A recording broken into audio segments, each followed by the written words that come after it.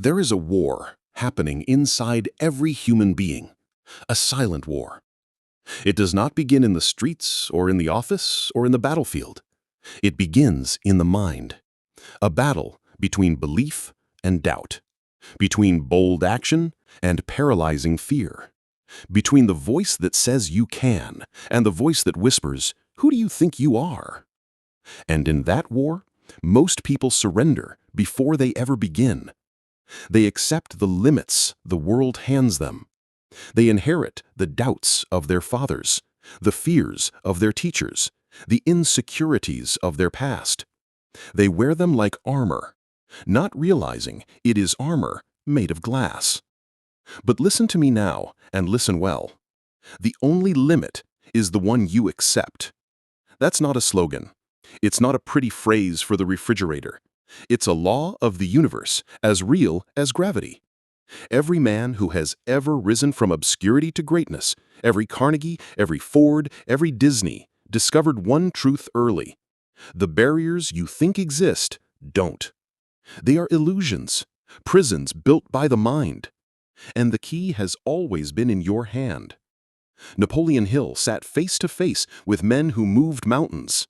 He spent 25 years with titans of industry, not because he was born wealthy, but because he believed he was meant to extract the formula for human greatness. And the first principle? The one that governs all the rest? Whatever the mind can conceive and believe, it can achieve. Pause. Let that ring in your bones. Whatever the mind can conceive and believe, it can achieve. This isn't poetry, this is instruction. Your thoughts are not just passive noise, they are blueprints. Your belief system is not just inherited, it is chosen. And the moment you choose to stop accepting limitation, your life begins to expand. But the problem? Most people never choose. They drift, they wait, they beg for guarantees, for signs, for certainty. But greatness does not wait for signs. It creates them. The man who built the steel empire didn't ask permission. The boy from a printing press didn't wait for someone to make him a millionaire. They decided, long before the world applauded, that they would become more than anyone said they could be. And so can you. You must decide, right now, what you believe about yourself. Not later, not next week, now. Because every minute you wait, the lie grows stronger. The lie that says you're not good enough. The lie that says success is for them, but not for you. The lie that says you're too late, too broken, too small to matter. But the truth? You are none of those things. You are the creator of your life. You are the architect of your thoughts. You are not here to beg. You are here to build. You see, limitations are not born, they're learned. And what is learned can be unlearned. You were taught to doubt. You were taught to fear. You were taught to shrink so others could feel big. But that programming is not your destiny. It's just a script. And you are the author now. So rewrite it. Declare it. I will not accept the limits given to me. I will not inherit fear. I will not carry the chains of those who stopped before they started. Because on the other side of your false limits is power. A power that doesn't sleep. A power that doesn't care where you started, who doubted you, or what odds are against you. A power that awakens the moment you say, no more.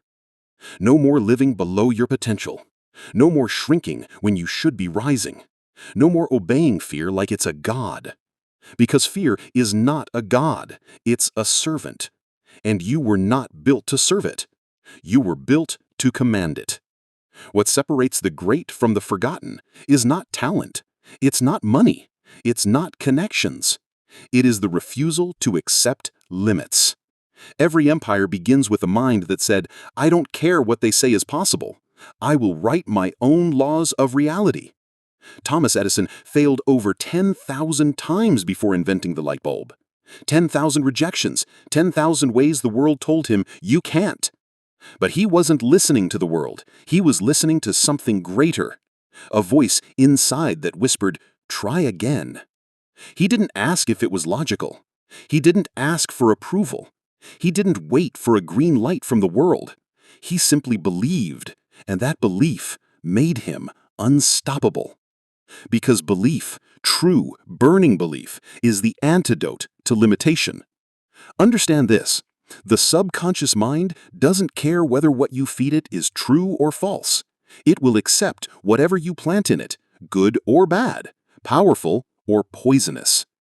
And every day, most people are planting doubt. They water it with fear. They fertilize it with excuses. They grow a garden of limits and call it reality. But the winners? They plant vision. They water it with repetition. They fertilize it with gratitude, discipline, and relentless clarity. And they grow a life no one thought was possible.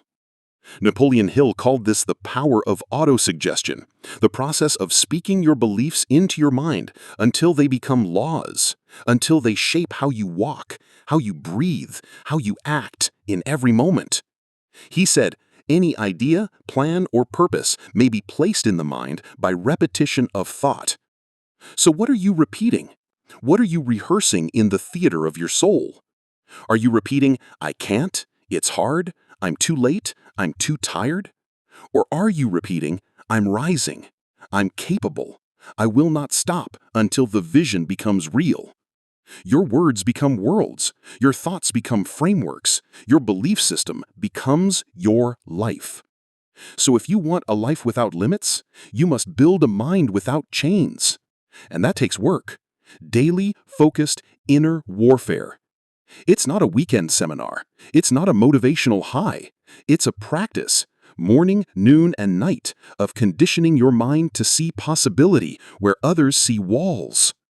Henry Ford said, "Whether you think you can or you think you can't, you're right." And the tragedy is, most people think they can't. They think success is reserved for someone else. They look at the mountain and say, "Not me." They look at their past and say, "Too late." They look at their current bank account, their current skill set, their current surroundings, and they confuse the present with the permanent. But nothing in your life is permanent unless you make it so. Your job is not your identity. Your past is not your prison. Your current level is not your ceiling, unless you decide it is. So I'll ask you again, what limits have you accepted that were never yours to begin with? The limits of your parents, the doubts of your friends, the fear of a school system that taught you to obey, not to lead. The time has come to return those limits. They don't belong to you. They never did. You were born with a mind powerful enough to transform cities, industries, nations. But that mind must be claimed. It must be directed. It must be disciplined like a warrior's blade. Because a powerful mind in the hands of a lazy soul is a wasted miracle.